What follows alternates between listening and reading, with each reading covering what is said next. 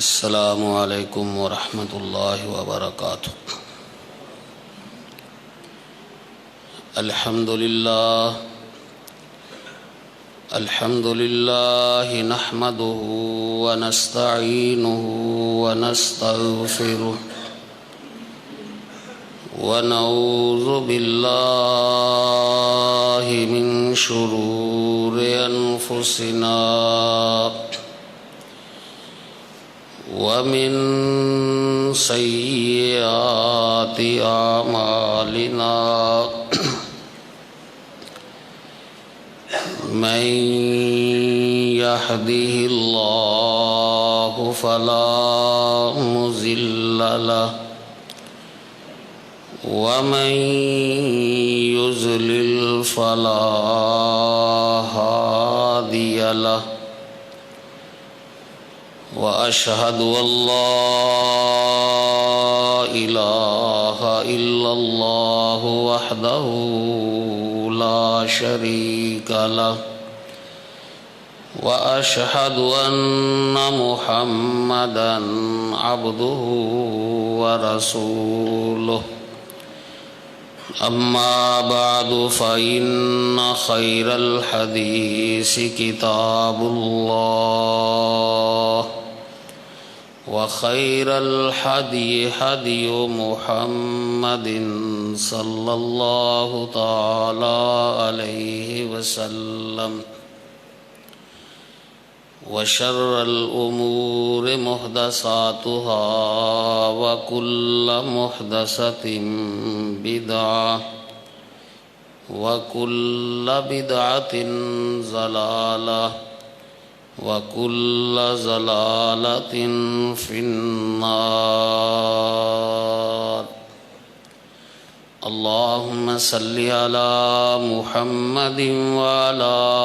آل محمد كما صليت على إبراهيم وعلى آل إبراهيم إنك حميد مجيد۔ اللهم بارك على محمد وعلى آل محمد كما باركت على إبراهيم وعلى آل إبراهيم إنك حميد مجيد۔ رب اشرح لي صدري ويسر لي أمري واحلل عقدة من لساني يفقهوا قولي۔ رب زدني علما وفهما وعملا۔ أما بعد فأعوذ بالله السميع العليم من الشيطان الرجيم۔ بسم الله الرحمن الرحيم۔ عاملة ناصبة تصلى نارا حامية۔ عاملۃ ناصبہ، کچھ لوگ ایسے ہوں گے جو دنیا میں نیکیاں کما کر اچھے عمل کر کے تھک گئے ہوں گے۔ تصلی نارا حامیہ، لیکن قیامت کے دن جب فیصلہ ہوگا تو وہ لوگ جہنم کی، دوزخ کی بھڑکتی ہوئی آگ میں داخل ہو جائیں گے۔ استغفر اللہ۔ صدق اللہ العظیم وصدق رسولہ النبی الکریم ونحن علی ذالک من الشاہدین والشاکرین والحمد للہ رب العالمین۔ ہر قسم کی حمد و ثنا اللہ وحدہ لا شریک کے لیے خاص ہے کہ جو خالق و مالک، ساری کائنات کا مشکل کشا اور حاجت روا ہے۔ درود و سلام امام الانبیاء سید الرسل سید کل کائنات جناب محمد الرسول اللہ صلی اللہ تعالی علیہ وآلہ وصحبہ وسلم کی ذات اقدس کے لیے کہ جو پیغمبر رحمت علیہ الصلاۃ والسلام ساری کائنات کے لوگوں کے لیے رہبر اور رہنما ہے، جس طرح اللہ وحدہ لا شریک کے علاوہ کسی دوسرے کی عبادت کرنا حرام ہے، بعین ہی امام کائنات جناب محمد الرسول اللہ صلی اللہ تعالی علیہ وآلہ وصحبہ وسلم کی ذات اقدس کے علاوہ مخلوق میں سے کسی دوسرے کی غیر مشروط طور پر اطاعت اور فرما برداری کرنا بھی حرام ہے۔ مختصر حمد و صلوات کے بعد یہ رمضان المبارک کا مہینہ جہاں اللہ تعالیٰ کی طرف سے ایمان والے لوگوں کے لیے بہت بڑا انعام اور احسان ہے کہ جو انسان بھی اس ایک مہینے کو اللہ وحدہ لا شریک کی مرضی کے مطابق گزار لیتا ہے، اللہ پاک اس انسان کو جہنم سے آزاد کر دیتے ہیں اور جنت اس کے لیے واجب ہو جاتی ہے۔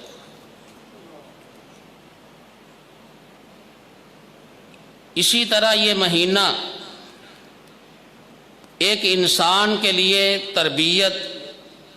اور ٹریننگ کا مہینہ بھی،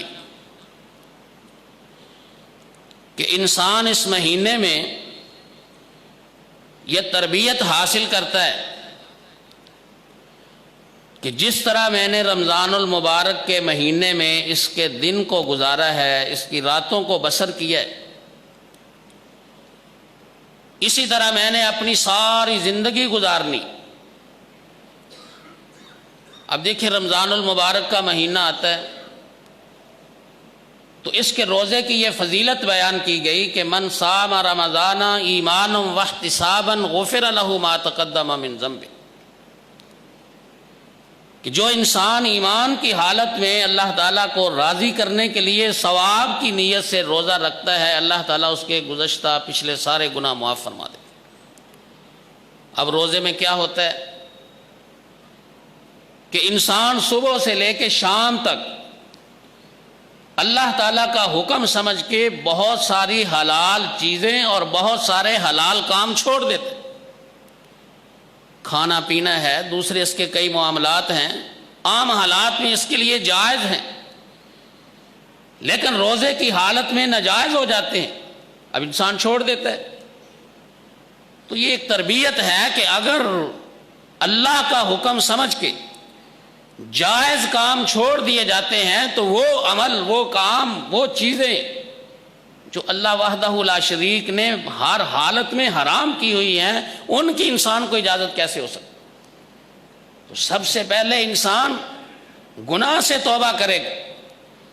اپنے گناہوں کو چھوڑے گا،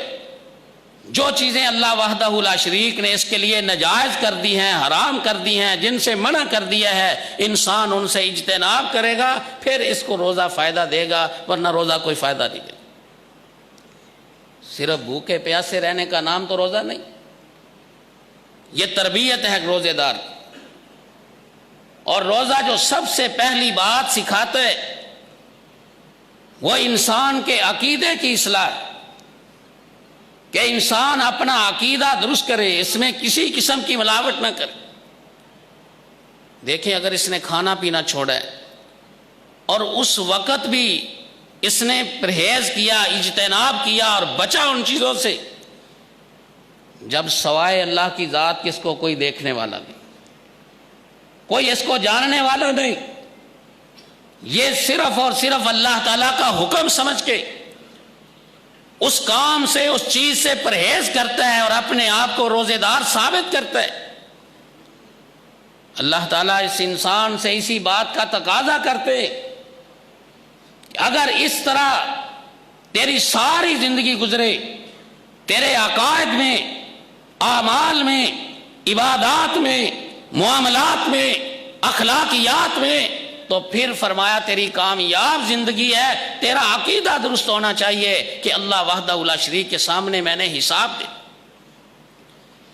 کوئی مجھے اور دیکھے یا نہ دیکھے، کوئی اور جانتا ہو یا نہ جانتا ہو، وہ علیم بذات الصدور ذات تو میرے ہر عمل کو، میرے ہر معاملے کو جانتی ہے، اور اسی کے سامنے جا کر میں نے پیش ہونا ہے۔ وہاں نہ میں جھوٹ بول سکتا ہوں، نہ اپنے کسی گناہ اور جرم کو چھپا سکتا۔ یہ عقیدہ توحید، کہ ایسا عقیدہ جس میں اللہ تعالیٰ کی ذات اور اللہ تعالیٰ کی صفات میں انسان کسی دوسرے کو شریک نہیں ٹھہراتا۔ اللہ وحدہ لا شریک ایک ہے، کوئی دوسرا الہ نہیں، اور اللہ تعالیٰ کی جو صفات ہیں وہ قدرت کے اعتبار سے ہوں، وہ علم کے اعتبار سے ہوں، کوئی دوسرا اس میں شریک نہیں۔ رزق دینے والا بھی وہی، نفع پہنچانے والا بھی وہی، مصیبتوں، پریشانیوں، بیماریوں، تکلیفوں سے بچانے والا بھی وہی۔ نہ اللہ تعالیٰ کی ذات میں کوئی شریک، نہ اللہ وحدہ لا شریک کی صفات میں کوئی شریک۔ جس شخص کا یہ عقیدہ ہو جائے، اس نے روزے سے تربیت حاصل کی، اس کا روزہ اسے فائدہ دے گا، اور اس کا رمضان المبارک اس حالت میں جب گزر گیا تو پھر اللہ وحدہ لا شریک اس کے لیے جنت کو واجب کر دے۔ اور اگر خدا نخواستہ اس کے عقیدے میں فرق آ گیا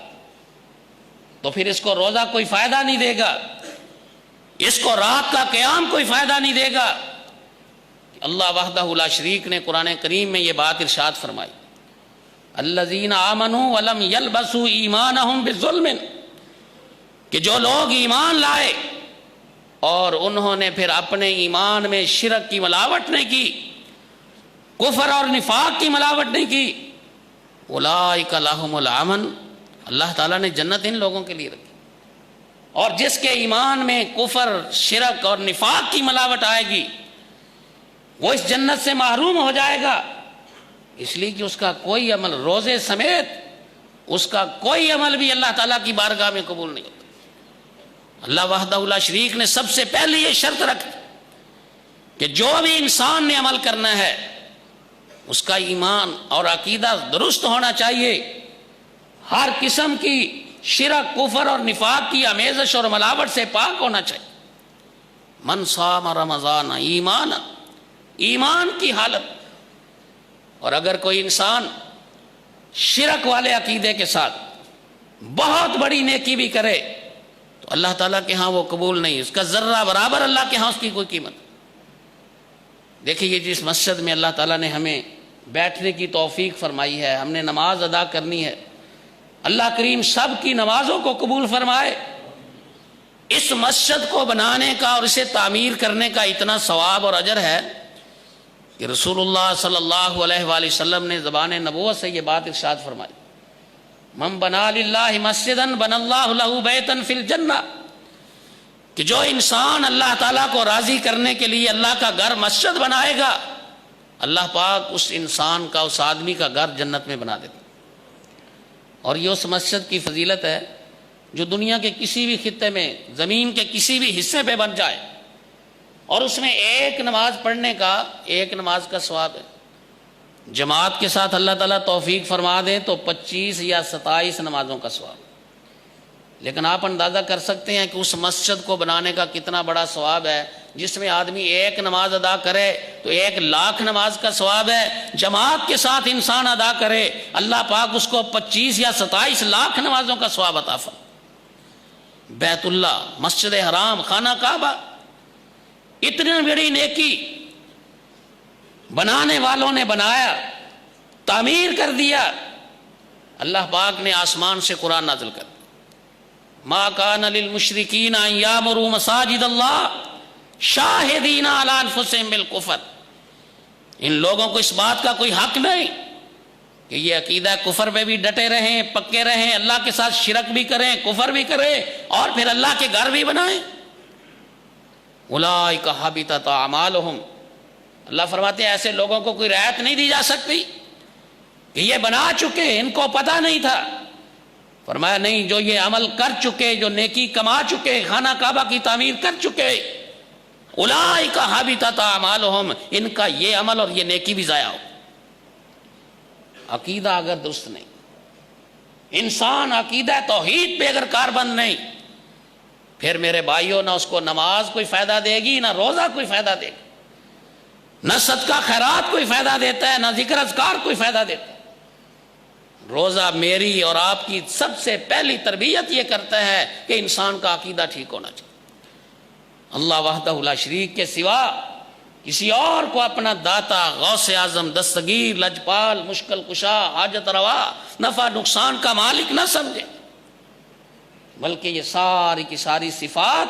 اس اللہ وحدہ لا شریک کے لیے ہیں، لم یلد ولم یولد۔ دوسری بات جو روزہ ہماری تربیت کرتا ہے وہ ہے انسان کا اپنے اعمال کو سنت کے مطابق کرنا۔ رسول اللہ صلی اللہ علیہ وآلہ وسلم کی حدیث مبارکہ کے مطابق، امام کائنات علیہ الصلوۃ والسلام کے اسوہ حسنہ کے مطابق، کہ جیسے پیارے حبیب علیہ الصلوۃ والسلام نے اپنی زندگی بسر کی، اسی طرح انسان اپنی ساری زندگی بسر کرے۔ لقد کان لکم فی رسول اللہ اسوۃ حسنہ، اللہ تعالیٰ نے کائنات میں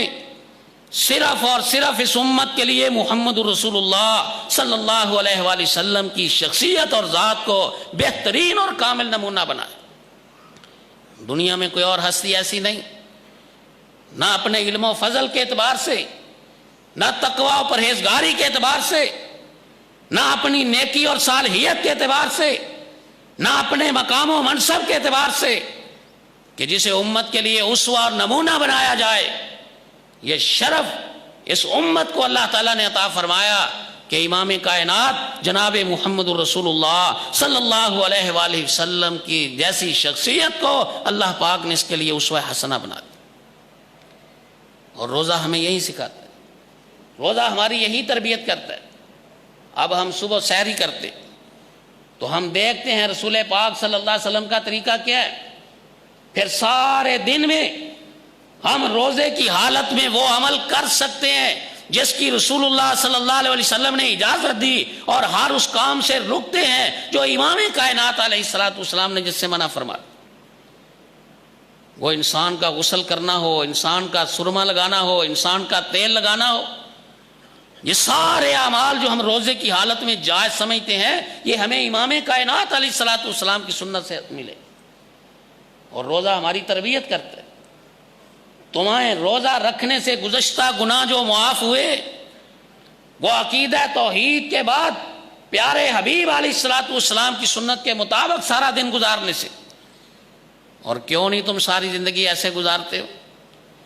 کیوں نہیں تمہارے باقی کے معاملات بھی رسول اللہ صلی اللہ علیہ وآلہ وسلم کی سنت کے مطابق گزرے؟ جس طرح اللہ وحدہ لا شریک عقیدہ توحید کے بغیر کوئی بڑی سے بڑی نیکی اور عمل قبول نہیں فرماتے، اسی طرح سنت کے خلاف کیا ہوا عمل بھی انسان کا اللہ تعالیٰ کی بارگاہ میں قبول۔ صحیح بخاری میں حدیث ہے، رسول اللہ صلی اللہ علیہ وآلہ وسلم کی خدمت میں 3 آدمی حاضر ہوئے، اور یہ تینوں صحابی رسول ہیں جن کے بارے میں اللہ تعالیٰ نے یہ فرمایا فَإِنْ آمَنُوا بِمِثْلِ مَا آمَنْتُمْ بِهِ فَقَدِ اهْتَدَوْا۔ ان کا ایمان ایسا ہے قیامت تک کے آنے والے لوگوں کے لیے ان کا ایمان ایک معیار ہے، کسوٹی ہے۔ رسول اللہ صلی اللہ علیہ وسلم کی خدمت میں حاضر ہوئے، کیونکہ اللہ کے رسول صلی اللہ علیہ وسلم ہر جگہ تو تشریف فرما نہیں،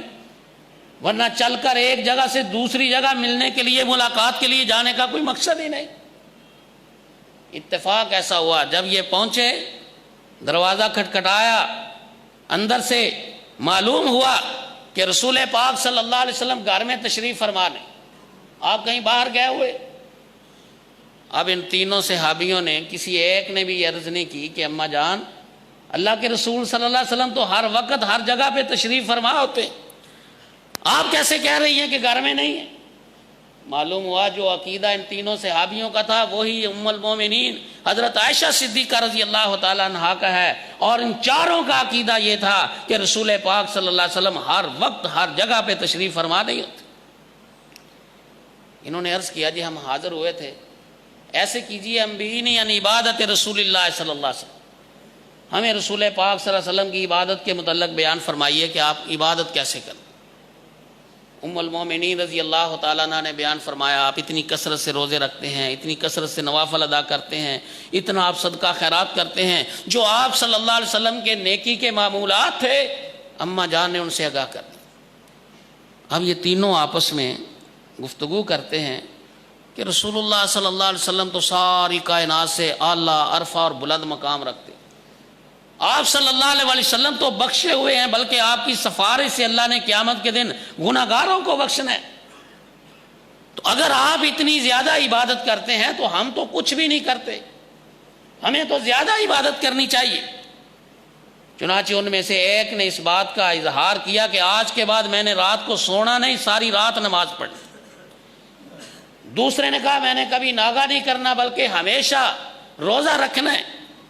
تیسرے نے کہا میں نے شادی نہیں کروانی تاکہ دنیا داری کے معاملات میں نہ الجھوں، بلکہ دنیا داری سے الگ تھلگ ہو کر ہر وقت میں نے اللہ کی عبادت ہی کرنی ہے، رات کو قیام کروں گا، دن کو روزہ رکھوں گا، ذکر اذکار کروں گا، تلاوت کروں گا، جو کچھ بھی نیکی کی صورت ہوگی وہ میں اختیار کروں گا، بس دنیا کے معاملات میں نہیں پڑوں۔ یہ چلے گئے۔ رسول پاک صلی اللہ علیہ وسلم گھر تشریف لائے، کیونکہ پہلے گھر میں نہیں تھے۔ اب گھر سے جب آپ کو اطلاع ملی، رسول اللہ صلی اللہ علیہ وآلہ وسلم کو اطلاع دینے والی ام المومنین حضرت عائشہ صدیقہ رضی اللہ تعالیٰ عنہ ہے، جن کی سچائی اور صداقت اللہ تعالیٰ نے قرآن مجید میں بیان فرمائی۔ آپ صلی اللہ علیہ وسلم نے ان تینوں صحابیوں کو، ساتھیوں کو بلایا اور ان سے پوچھا اقلتم قضا و قضا، کیا تم نے یہ باتیں کی ہیں، یہ فیصلہ کیا تم نے؟ عرض کی جی اللہ کے رسول کی ہے۔ اب ذرا غور فرمائیے، اطلاع دینے والی حضرت عائشہ صدیقہ رضی اللہ تعالیٰ عنہ ہے، لیکن رسول پاک صلی اللہ علیہ وسلم ان تینوں سے پھر بھی تصدیق کر رہے ہیں کیا واقعی آپ نے یہ باتیں کی ہیں؟ یہ مجھے اور آپ کو سمجھایا گیا ہے، میری اور آپ کی تربیت کی گئی ہے کہ کسی بڑے سے بڑے کے علم اور فضل اور تقوی پرہیزگاری کو دیکھ کے آنکھیں بند کر کے بات نہیں مان لینی، بلکہ اس کی تحقیق کیا کرو، تصدیق کیا کرو کہ آیا کہنے والا اللہ اور اس کے رسول صلی اللہ علیہ وسلم کے فرمان کے مطابق کہہ رہا ہے، کہیں اپنی رائے، مرضی اور قیاس سے تو نہیں کہہ رہا۔ جب ان تینوں نے اقرار کیا تو امام کائنات علیہ السلام نے فرمایا دیکھو میں تم سب سے زیادہ متقی، پرہیزگار، اللہ سے ڈرنے والا ہوں، لیکن میری زندگی کو دیکھو، میں روزہ رکھتا ہوں، افطار بھی کر لیتا ہوں، ناغہ کر لیتا ہوں، رات کو قیام کرتا ہوں، سو بھی جاتا ہوں، میں نے شادیاں بھی کروائی ہوئی ہیں، دنیا داری بھی نبھا رہا ہوں، اللہ کی عبادت بھی کر رہا ہوں، تو تمہارا کیا خیال ہے کہ تم میرے سے زیادہ نمازیں پڑھ کے، میرے سے زیادہ روزے رکھ کے، میرے سے زیادہ کوئی اور اللہ کی عبادت کر کے تم میرے سے زیادہ پرہیزگار بن جاؤ گے؟ اب ایسا تو ہو نہیں سکتا۔ لیکن ساتھ ہی اس موقع پہ آپ نے ارشاد فرمایا فمن راغب عن سنتی فلیس منی، یہ میری بات یاد رکھنا، جو انسان بھی عمل میری سنت کے خلاف کرے گا، رسول پاک صلی اللہ علیہ وسلم نے فرمایا اس کا میرا کوئی تعلق نہیں ہوگا، نہ میں اس کا نبی بننے کے لیے تیار ہوں، نہ میں اس کو اپنا امتی تسلیم کرنے کے لیے تیار۔ اب دیکھو نماز پڑھی جا رہی، روزہ رکھا جا رہا ہے، اللہ کی عبادت کی جا رہی، اور کرنے والے صحابی ہیں، لیکن اگر رسول اللہ صلی اللہ علیہ وسلم کی سنت اور طریقے کے مطابق نہیں، کائنات کے امام نے واضح طور پر ارشاد فرما دیا تمہاری عبادت تمہیں کوئی فائدہ نہیں دے۔ اور اس حدیث کے ان الفاظ کا یہ معنی کہ جو شخص فرمایا نماز میری سنت کے خلاف پڑھے گا، روزہ میری سنت کے خلاف رکھے گا، عبادت کا کوئی طریقہ بھی میری سنت کے خلاف اپنائے گا، کائنات کے امام علیہ الصلوۃ والسلام نے فرمایا وہ میری امت سے خارج ہو جائے گا، اس کو کوئی فائدہ نہیں دے گی اس کی بات۔ یہ روزے نے میری اور آپ کی تربیت کی، ہم سارا دن پوچھ پوچھ کے گزارتے ہیں، یہ عمل ہو گیا ہے کہیں روزہ فاسد تو نہیں ہو گیا، یہ عمل کر بیٹھا ہوں کہیں روزے میں خرابی تو نہیں ہو گئی۔ جس طرح ہم روزے کی حالت میں پوری احتیاط کرتے ہیں شریعت کے احکام کو سامنے رکھتے ہیں، یہ روزہ میرے اور آپ سے تقاضا کرتا ہے ہمیں ساری زندگی اسی طرح پوچھ پوچھ کے گزارنی چاہیے کہ کہیں میرا یہ عمل سنت کے خلاف نہ ہو جائے، کہیں میرے اس عمل کی وجہ سے میرے کھاتے میں گناہ نہ لکھا جائے۔ اور روزہ جو تیسری بات مجھے اور آپ کو سمجھاتا ہے، تیسری جو بات میں جو تربیت کرتا ہے وہ ہے اپنے اندر اخلاص پیدا کرنا، ریاکاری نہ ہو، دکھلاوا نہ ہو، کوئی اور اس قسم کا عمل کہ جو انسان کی نیکی کو ضائع کر دے۔ اب دیکھیں ایک آدمی نے روزہ رکھا ہے، لوگوں کے سامنے نہیں کھاتا، لوگوں کے سامنے پیتا نہیں ہے، کوئی اور ایسا عمل نہیں کرتا جو روزے کے منافی، لیکن جب علیحدہ ہو جاتا ہے، الگ ہو جاتا ہے تو پھر سارے کام کرتا ہے، اور جب لوگوں کے سامنے آتا ہے پھر اس نے ایسا منہ بنایا ہوا ہوتا ہے کہ جیسے اس کو روزے نے بڑا پریشان کیا۔ یہ ریاکاری، یہ دکھلاوا، ایسے شخص کا تو روزہ نہیں۔ جس انسان نے اس وقت بھی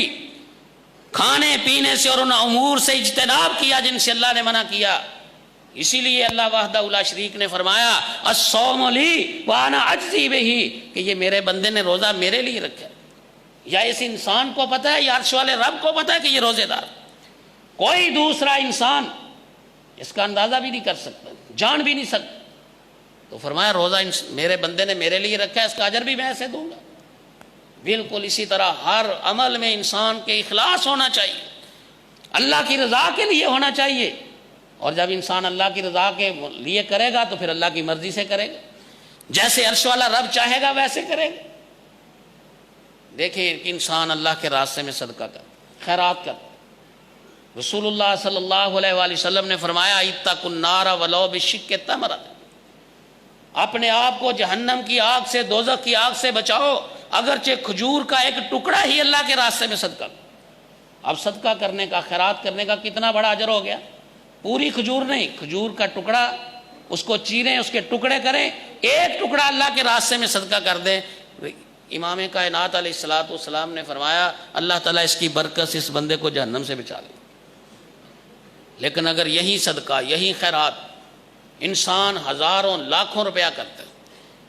لیکن اللہ کی رضا کے لیے نہیں کرتا، دکھلاوا ہے، ریاکاری ہے، یا کسی کو احسان جتلا دیتا ہے،